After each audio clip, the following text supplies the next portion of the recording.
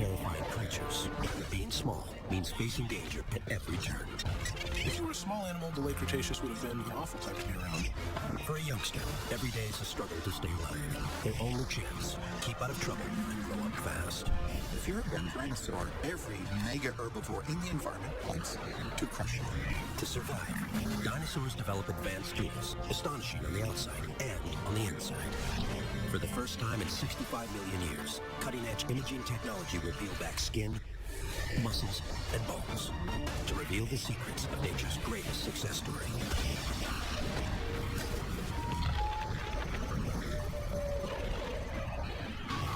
The largest dinosaurs grow as tall as a 6-story building and weigh 50 tons or more. No land animal today even comes close.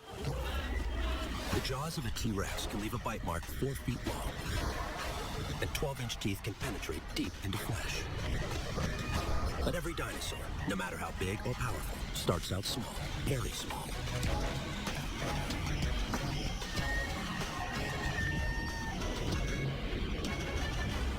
Oklahoma, 110 million years ago. A herd of sauropodsidon are on the move.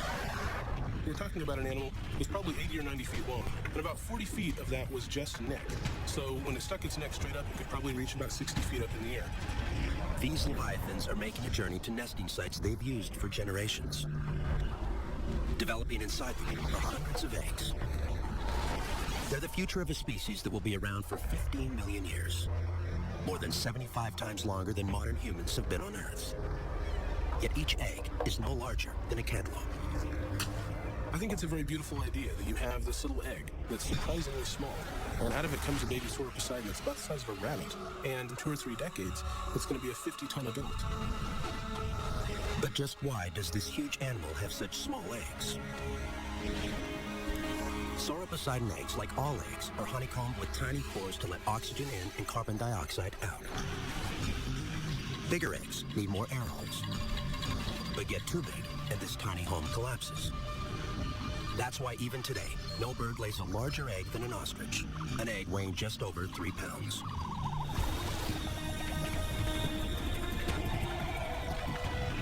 Each female lays about 500 eggs a season. This sounds like the beginning of a sauropod population explosion, but it's not. The moment an egg hatches marks the beginning of a race for survival. A race virtually every one of them will lose.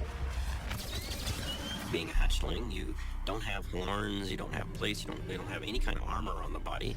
Practically anything, gobble it up. Thousands of defenseless hatchlings are let loose into a world of fierce predators. It's a brutal way to raise a family. Sauropods are just trying to flood the environment with babies, just in the hopes that a few survive. In the Cretaceous, plant eaters faced vicious killers. And none has a worse reputation than Tyrannosaurus rex, possibly the largest land predator that has ever lived. The T-Rex is sort of the quintessential monster. A dinosaur with an attitude. A Tyrannosaurus rex can grow to 18 feet tall and over 40 feet long, with jaws designed to tear meat to shreds. This beast's reputation for violence and terror is unmatched. But a T-Rex comes into the world protected like few others in the Cretaceous. If you say Tyrannosaurus rex, I think of gentleness. I think of superb motherhood and a struggle to raise one's chicks. The dreaded Tyrannosaurus rex, it turns out, is one of the most nurturing of all dinosaur parents. It means taking care of the eggs, sticking around the nest, defending the nest, and keeping track of its progress. Tyrannosaurus rex means tyrant lizard king. And this beast rules a world where physical traits more than intelligence determine winners and losers. But T-Rex has both, superb biomechanics and by dinosaur standards, a stellar intellect. It was the result of many, many millions of years of specialization for large body size, for focus on prey, for sensory apparatus, and for the ability to dispatch a large herbivore. With things like Tyrannosaurus rex, you have bigger brains. You have the option for more complex behaviors, especially when it comes to parental care. For 3 months, an adult delicately guards the nest to ensure the survival of their youngsters and the continuation of their genes. You've got to have somebody that's very, very attentive when these little things hatch. Inside the egg, the embryo breathes in oxygen and exhales carbon dioxide. The CO2 dissolves in fluid, making carbonic acid. Acid that slowly weakens the shell. Suddenly, something miraculous happens. A 3-foot-long T-Rex chick breaks free. You can imagine T-Rex helping its young out of the shell, even with those big giant jaws. The hatchling is tiny compared to its gigantic parents. And this heir to the T-Rex throne is immediately under threat.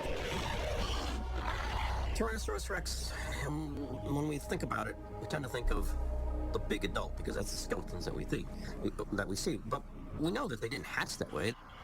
Once those eggs hatch, then we've got an animal that's maybe 3 feet long, maybe weighs about 5 to 8 pounds. Comparing that to the adults, which might weigh as much as 7 tons and be 40 feet in length, how is this animal going to be careful to not step on these little beasts, and let alone try to protect them and try to make sure that they're going to be cared for? There's nothing fearsome about them. Sure, maybe someday they'll become a fearsome animal, but at that time they're just a meatball on legs. Wherever this T-Rex looks, he stares danger in the face. There were crocodiles, medium, large to gigantic, that could plop down, swallow baby T-Rexes like maraschino cherries. Clearly, a young T-Rex is very susceptible to being eaten by just about everybody else who's around who likes to eat meat. And danger isn't limited to the ground. Sometimes it dives out of the sky. Quetzalcoatlus, a 400-pound flying carnivorous reptile, circles, waiting for just the right moment to strike. Quetzalcoatlus would make all other animals in the late Cretaceous stare. With a 42-foot wingspan, they could shut out the sun. One tool that makes this flying reptile so effective is a highly advanced eyeball. Its eyes are built like a heart's and are able to see with 4 times the clarity of a human eye. Add to that a retina over 4 inches wide containing over 1 billion light receptors. And you've got a reptile that sees the world in high def. There probably weren't many animals in the Cretaceous that would dare to try to grab a baby Tyrannosaurus rex. Quetzalcoatlus could probably manage it. You see a stork on the Nile today eating a baby crocodile. You can imagine in your mind Quetzalcoatlus eating a baby tyrannosaur 65 million years ago. I never know how well Tyrannosaurus could count, but I imagine Mom would be a little bit perplexed when suddenly she was down to 5 instead of 6, and there was no sign of where it had gone. For a baby Tyrannosaurus rex, danger lurks everywhere, but at least he has a fighting chance. For Sauroposeidon, it's another story altogether. They are born defenseless, and worse, they are born alone. If you want to have intensive parental care, you can only take care of a limited number of offspring. If you want to have lots of offspring, you have to have little or no parental care. The sauropods took that route. From birth, Sauroposeidon is in a race for survival. For every 3,000 hatchlings, only one will make it to adulthood. And to become that one survivor, it must fend for itself for years. For this future behemoth, there's just one rule: grow or die. When we look at sauropod track sites, where we have tracks of hundreds of individuals all together, there's a curious thing. These big groups of sauropods always include only the adults and the animals down to about 1/3 of full size. For a juvenile Sauroposeidon, growing up alone means growing up in constant danger. So think about a juvenile sauroposeidon that's the size of a pony or a horse. It has no sharp teeth, no plates, no spikes, no horns, no armor. It's not even very fast. And so what would happen to those juvenile sauroposeidons if they were faced by a pack of Deinonychus? Well, they would die. Sauroposeidon navigates a world of hungry predators. When you start off coming out of the egg and you're less than, say, 2 feet long, and you're in a world full of predators that are loving to crunch on you, then you need to get big fairly quickly. The cards seem stacked against this future titan. With odds like these, how will this massive creature survive?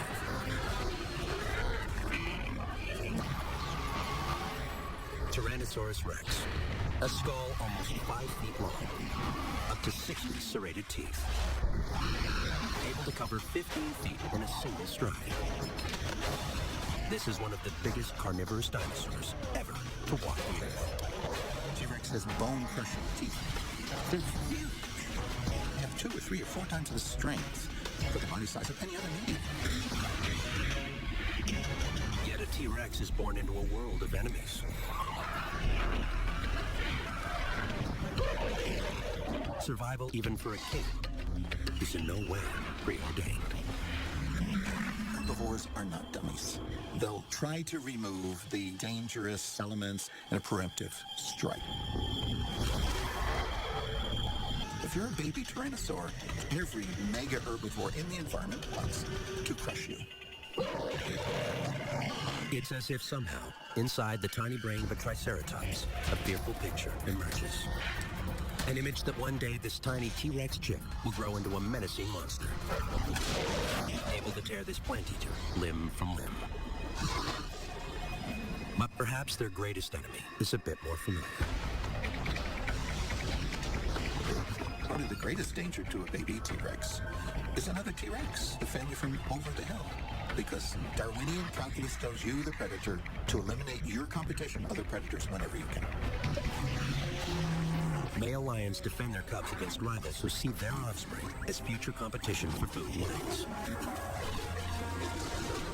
Wouldn't an intelligent predator like T-Rex make the same calculation? Compared to prehistoric plant eaters, its cerebrum, the part of the brain associated with strategy, is huge. So is the cerebellum, which controls muscle function. This is an animal that can plan and execute a devastating attack.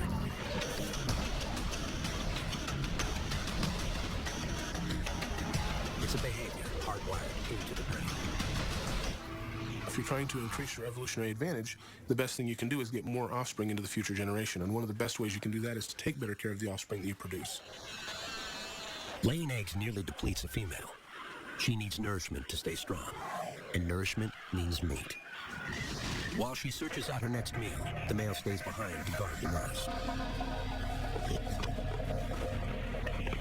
Luckily, a Tyrannosaurus rex on the hunt is guided by some of the keenest senses in the Cretaceous. Its eyesight would actually have been very, very good. The eyes of a T-Rex are gigantic, the size of softballs. A large retina collects more light, more visual information. The result, T-Rex can clearly see prey from as far away as 4 miles. Critically, both eyes face forwards, and their line of sight overlaps. So each eye looks at the same object from a slightly different angle. That means T-Rex can experience the world in 3 dimensions. There's very little in the environment of T-Rex that would escape its attention. For a hunter, hungry after months of growing her eggs, making a kill may mean the difference between life and death. Ankylosaurus is an herbivore, but it's a tank of a reptile covered in steel-tough armor. T-Rex 3D vision pulls this animal clear of the background. Could this plant eater be dinner? T-Rex is impressive and it's powerful, but compared to an ankylosaur, it's relatively lightly built. Protective plates made of bone and cartilage cover this lumbering creature from head to tail. Light but extremely strong, the hide of Ankylosaurus is built like a bulletproof vest. And that's not all. Ankylosaurus is armed with a deadly weapon. A bony club. If that club were to connect into the skull of the T-Rex or into the shin and foot of the T-Rex, it would shatter those bones. I think that one good blow by the tail club would be enough to deter this Tyrannosaurus. Ankylosaurus are plant eaters, yet they're designed to kill. Even a Tyrannosaurus rex would have to be at the top of its game to bring one down. T-Rex has a refined array of senses that just might lead the way directly to a meal. An acute sense of smell, for one. Behind the nostrils are large cavernous chambers lined with sheets of sensory tissue able to detect odors. The olfactory bulbs transmit that information back to the brain. One of the big surprises was the size of the olfactory bulbs, part of the brain associated with processing information about smells in the environment. To increase the number of odor detectors, the area containing sensory tissue is designed like a radiator. A T-Rex can pick up the slightest whiff of meat as it faintly walks across the landscape. T-Rex had a sense of smell equivalent to 100 bloodhounds all duct taped together. They certainly had the largest olfactory lobe of any animal living or extinct on this planet. A super sense of smell is a hunter's dream. From a substantial distance, a T-Rex can zero in on prey or pick up their hatchling's distinct scent. And when you look into the face of a T-Rex, something else becomes obvious. The nostrils are a full 10 inches apart. But why? It means T-Rex can smell in stereo. This carnivore can triangulate an odor, pinpoint its exact source. T-Rex could walk into a crowded auditorium and in a few seconds identify every single person and creature by its own idiosyncratic odors. This female is desperate to eat. She picks up the scent of a meal. But it's the scent of an animal all but the strongest tyrannosaurs prefer not to mess with. That's the most dangerous challenge that any big carnivore ever faced, is the swinging head of Triceratops. It's like a gigantic white rhinoceros on steroids. 26 feet long and 10 feet tall, a full-grown Triceratops can reach 6 tons in weight. If there's an animal whose scent would frighten a T-Rex, it's Triceratops. T-Rex is well aware of the risks. Its cerebrum has information stored from previous contacts. It knows the danger ahead. Turning a Triceratops into lunch means overpowering a beast with 3-foot-long horns sheathed in rock-hard keratin, and a body protected by a bony shield.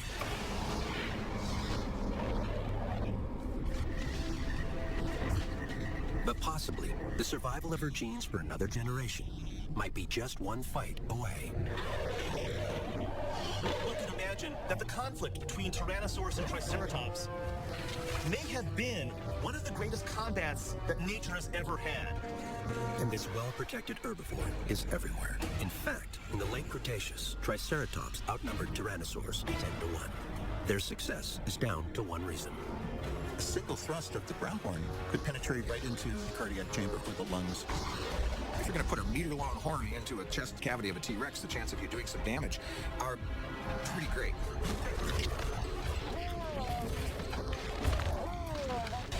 Tyrannosaurus rex is stabbed in the eye. Triceratops, an herbivore, gets the best of the king of Cretaceous. The key element for any hunter is to go in, make the kill, get what they need, and do it without injuring themselves. For a carnivorous predator, losing an eye could be fatal. Back at the nest, the chicks are guarded only by the male. Overhead, a Quetzalcoatlus senses blood. On the ground, one parent is down, and the other faces starvation. For a baby T-Rex, it seems the situation couldn't get much worse.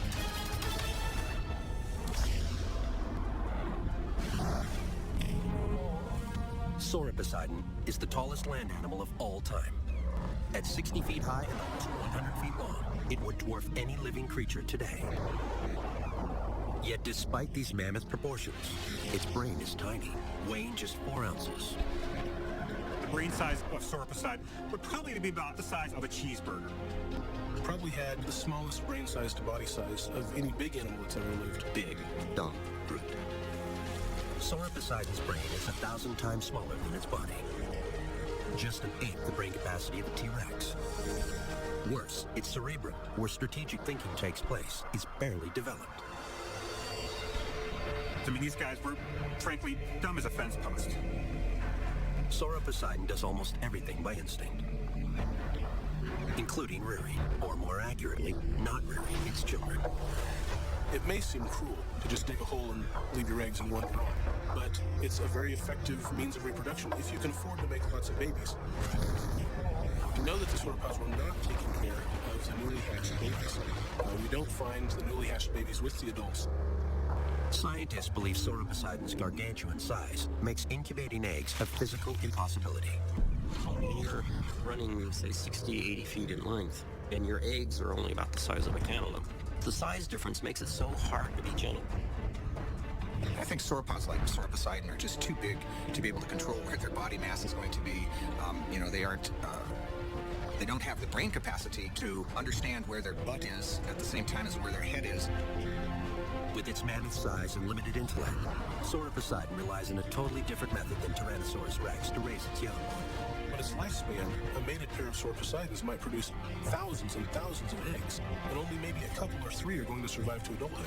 So what that tells us is that almost all of the offspring are being killed and eaten by predators. Basically, we're flooding all the carnivores with so much food that they can't eat it all, and so there's bound to be some survivors. Sauroposeidon's approach to its young sounds brutish and cruel. Something best left in Earth's distant past. But it isn't. Sauroposeidon, like sea turtles, for example, seems to have tried to overwhelm the predators with just sheer numbers of offspring. They're not just all laying their eggs within a few weeks of each other, they're all trying to lay their eggs on the same night or two. And one of the reasons is that they can overwhelm the predators. If you have a food resource that's available in vast numbers, but only for a very limited time, it's hard for predators to eat all of them. From the moment sea turtles hatch, they are on their own. For predators, hatching time is a veritable feast.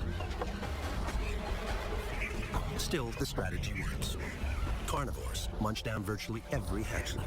A few, though, do make it. Not even the most voracious feeders can kill them all. Sauropods were in a predator-rich environment, so I'm sure that many sauropod nests were found and destroyed by predators before the babies could even hatch. Sauroposeidon's size is its main defense.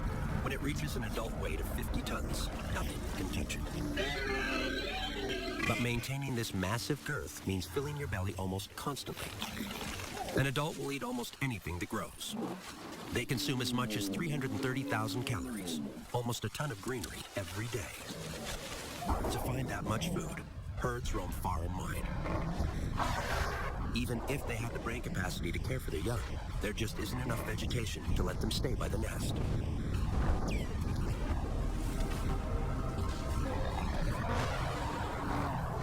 How much of your resources do you put into reproduction, to producing the next generation? And it's always a trade-off. If you put in a lot of parental care, then you don't have the resources to make lots and lots of babies.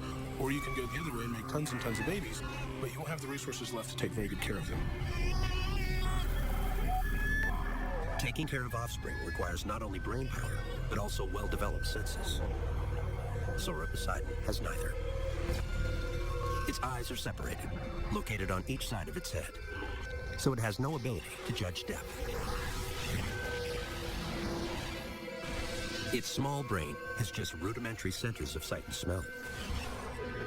And its hearing is severely limited, as the cochlea duct inside the inner ear is tiny. Sauroposeidon probably had a brain about the size of a kitten's, because it was not, unfortunately, a very smart animal. It didn't have to be. It was a food processing plant. Sauroposeidon's 5 senses are little more than a life support system for the biggest stomach the world has ever known. For a hatchling, the situation is even more dire. They lack even the most basic early warning system that danger is present. Herbivores are growing much faster than the carnivores.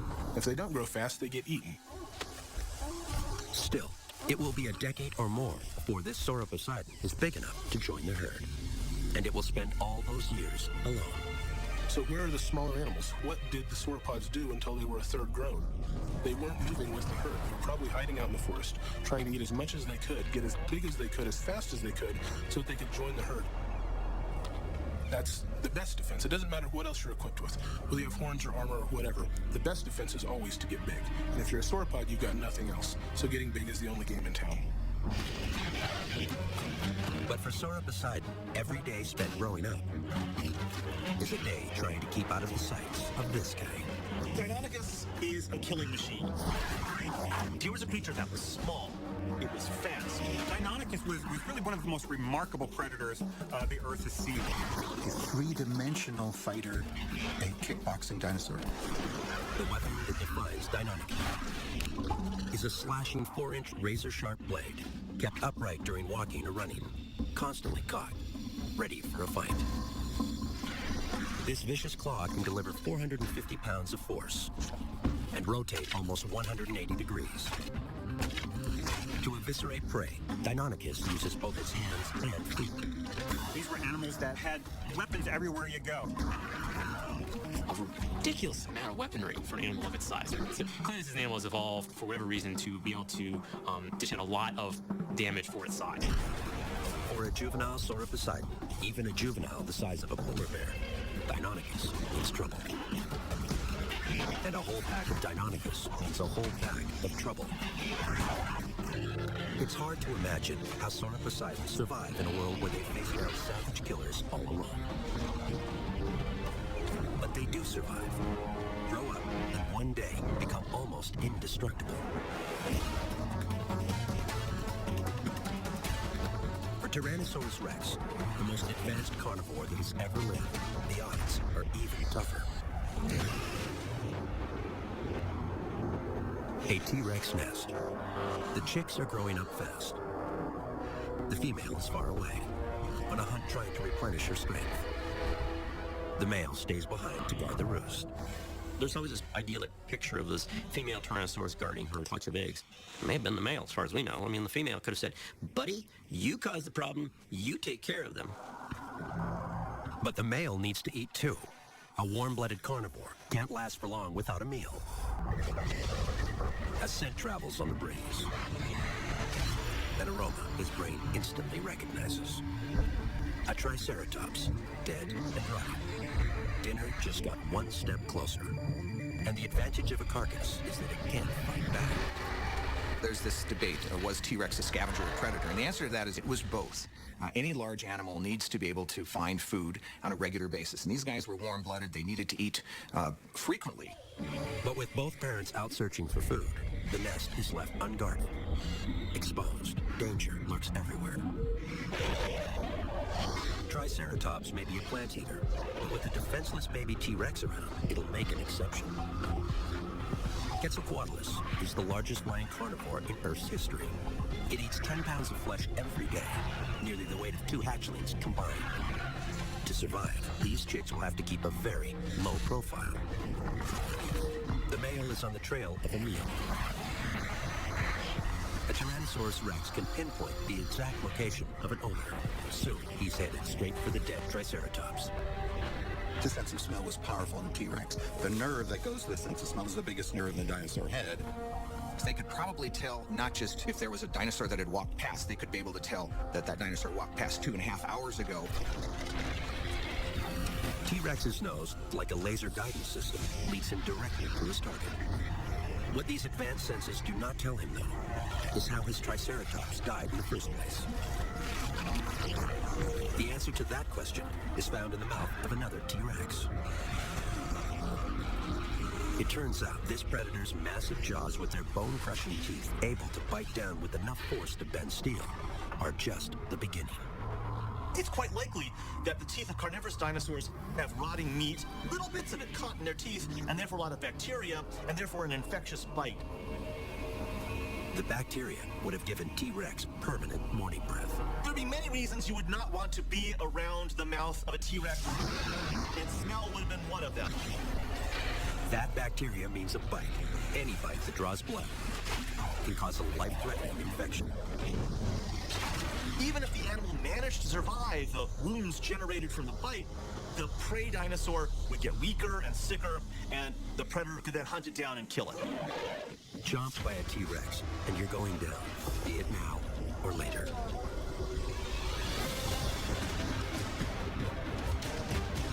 And once you're down, Tyrannosaurus Rex will find you and eat you.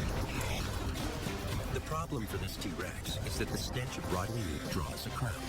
And while a hungry adult male fights for a share of the spoils, his unguarded hatchlings wait for his return. All while a Quetzalcoatlus circles over him.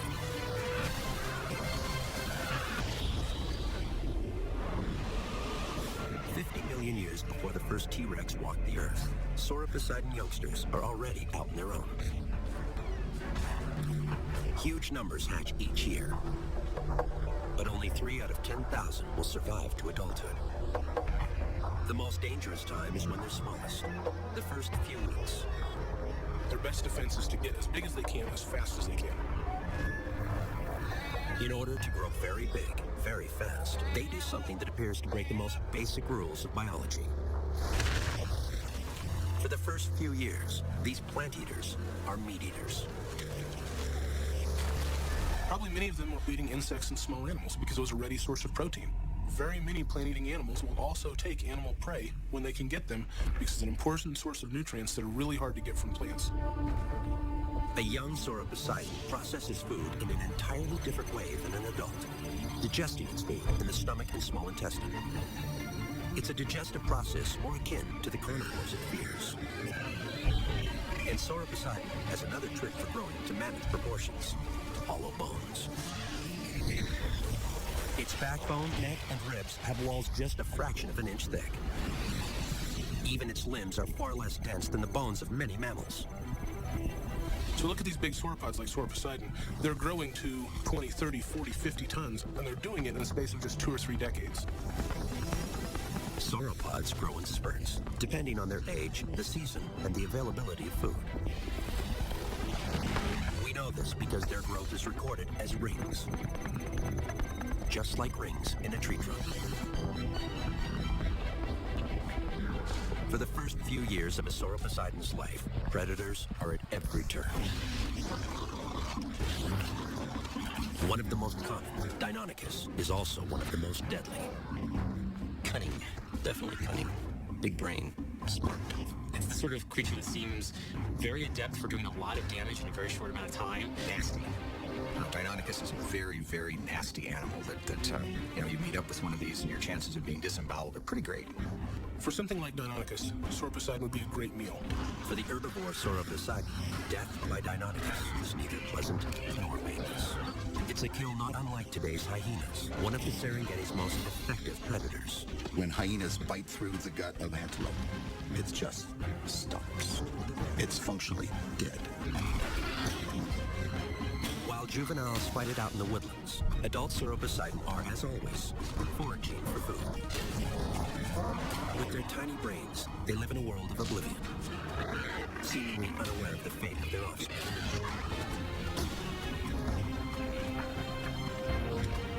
Tyrannosaurus rex, though, lives in an entirely different world.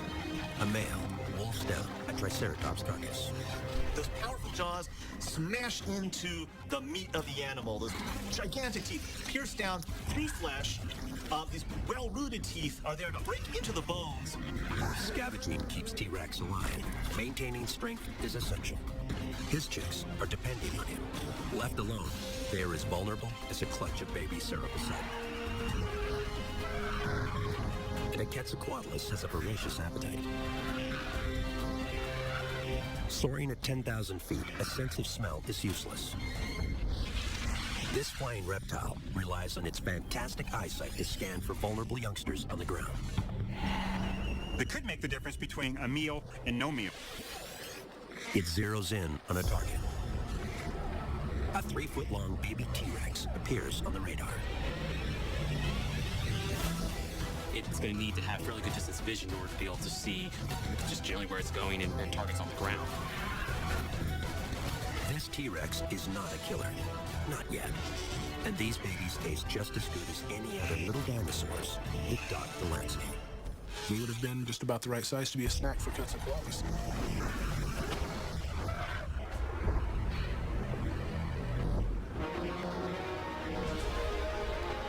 Luckily, just as this massive flying reptile approaches the nest, the male senses trouble. His ultra-sensitive olfactory lobes pick up the distinctive scent of Quetzalcoatlus. This triggers a rush of chemicals to the brain, and an immediate decision to return to the nest. But Quetzalcoatlus are fast, and it only takes a split second to launch their 400-pound bodies skyward.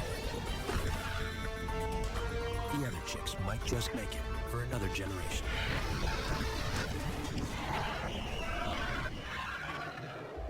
Dinosaurs ruled the Earth for millions of years. They grew to almost unimaginable sizes, adapted to extreme environments all over the globe. these animals were very successful and really some of the crowning achievements of evolution. And they do it all without much brain power. Dinosaurs didn't need to solve quadratic equations, they didn't need to play chess, they didn't need to learn how to build rockets that go to the moon. What they needed to do was do the things dinosaurs do.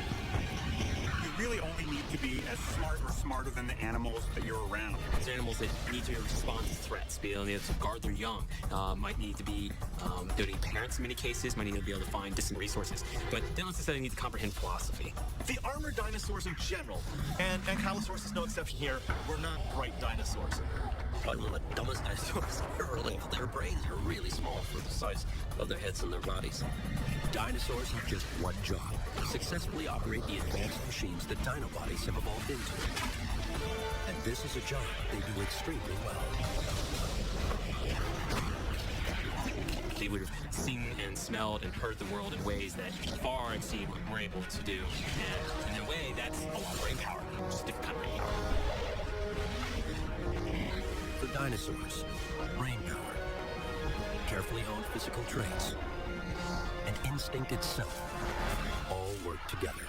The result: dinosaurs survived for over 165 million years, 800 times longer than we've been on the planet. They were on this planet for more than 100 million years, and these guys were very successful, and they only went out because of extraterrestrial causes. It took a meteor to wipe out the dinosaurs, a fact that speaks to their incredible staying power.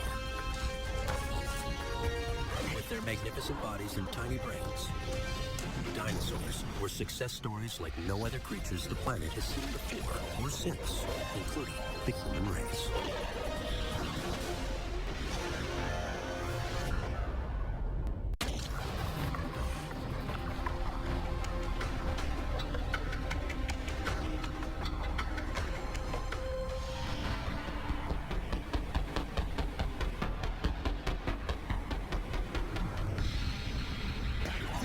They would have seen and smelled and heard the world in ways that far exceed what we're able to do.